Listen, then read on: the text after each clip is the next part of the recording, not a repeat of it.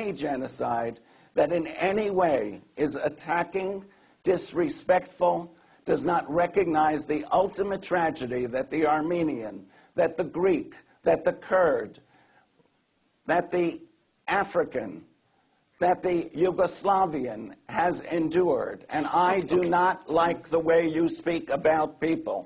About Iraq, are you aware that yesterday the government of Iraq executed Chemical Ali? Why? Because Chemical Ali was responsible for using poison gas and killing 5,000 Kurds. It was the cousin of Saddam Hussein and was his closest cooperative person. Okay, I mean... Right, yes. Did Iraq have weapons of mass destruction, Mr. Charney, as your government whipped up the hysteria around the world that Iraq had weapons of mass destruction and presented an existential threat to Israel?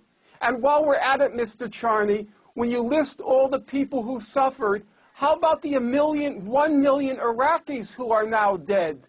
Do you include those in your list? Gentlemen, and how about including the 1,400 Palestinians who you killed in Gaza?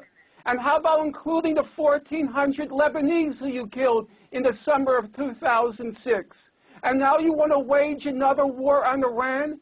And you think I am going to let you, in the name of my parents' suffering, drag in their bodies, their suffering, so you can whip up another hysteria against Iran and maybe blow up the whole Middle East in the process and kill millions of people? I really think you ought to stop. I think Israel ought to stop. Peter, all right, Israel, I'd like to go back to Jerusalem, please. I'd like to go to Jerusalem. Please go ahead, Israel. Right. My answer to most of your invective is that I am committed to the lives, the dignity, the protection of all human lives. I make no distinction between the dead peoples of any people. They are all tragic, and the evils that brought them about are to be condemned. Okay, I do not hear that kind of caring about human life from you, Finkelstein. Your government. I hear from you a blind attack on Jews and Israel that goes on day after day and year after year. I resent it and I condemn it. Excuse me, Mr. Charney, I never mentioned the word Jew. You dragged it in. Now you're going to start with the anti-Semitism weapon? Okay, let me quote from Norman Finkelstein. Now you'll start with the anti-Semitism weapon? Here is a quotation from Norman Finkelstein. Mm-hmm. It says here that you said, Jews who want to be decent human beings have to renounce being Jewish. Norman Finkelstein, Radio That's Islam. Preposterous. Did you say that? Excuse me, Mr. Charney, I hope your scholarship isn't on the quality. I hope your scholarship isn't on the quality of that quote. The quote is utterly preposterous. I never said it. And I hope you're going to issue an apology right now. Well, and you ought to talk to Radio Islam and complain. I don't even know what Radio Islam is. All right, gentlemen, I think we're really getting off the point here, and I want to ask Israel. Norman has made the claim that there are people making money off of the Holocaust. Now, do you think, is that true or not? Because he documents it quite well in his book. How about starting with the Swiss banks? Do I think that Spielberg made money off of Schindler's List? I am sure that any number of people... I think he's talking about a different form of generating income. Norman? Mr. Charney knows full well what I'm talking about. Let's start with the Swiss banks.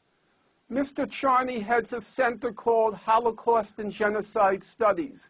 First of all, I don't know why Holocaust is separate from all other genocides, but let's leave that aside for a moment.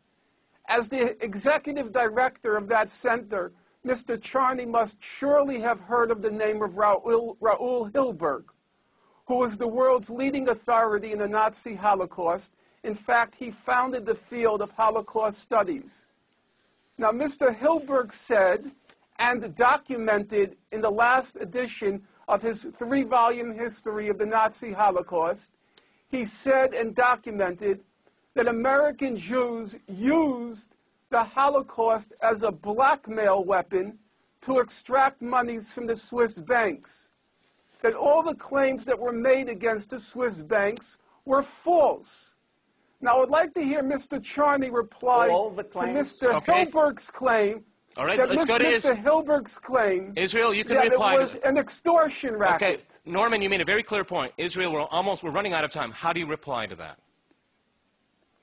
My reply is that when I first heard and read of Norman Finkelstein criticizing the use of the Holocaust for money-making, I respected that critique. I do know of such things, and of course I'm opposed to them. When I then went on to hear and read Norman Finkelstein as a traitorous, insulting, nasty human being who doesn't ever stop from attacking Jews, the state of Israel, or the memory of the Holocaust, you have destroyed the validity of the partially correct point that you made. Okay, we're running out of time. Norman, you got 15 seconds to finish up. Go ahead. Yesterday, the Some Jerusalem Center, one of those corporate entities of the Holocaust industry, released a new report. And it said that nearly half of Europeans believe that Jews use the Holocaust for financial gain. And now Israelis Norman, are going around the world. I'm afraid I'm going to have to interrupt you. We've run out of time here. I want to thank both our guests today, Norman Finkelstein and Israel Charney. And thanks to our guests for watching us here on RT. See you next time. And remember, crosstalk rules.